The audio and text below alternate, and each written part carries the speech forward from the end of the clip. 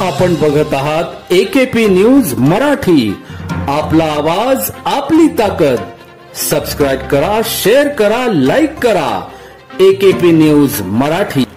नाशिकच्या गुन्हे शाखा युनिट क्रमांक 1 ची कामगिरी। 28 किलो गांजा बाळगणारा अटकेत।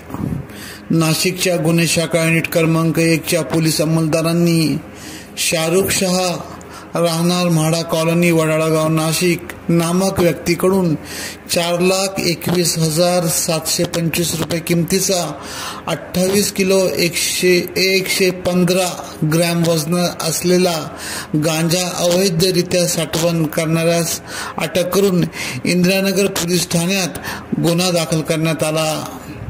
पोलीस अंमलदार मुख्तार शेख यांना मिळालेल्या गोपनीय माहितीवरून सदरची कारवाई करण्यात आली।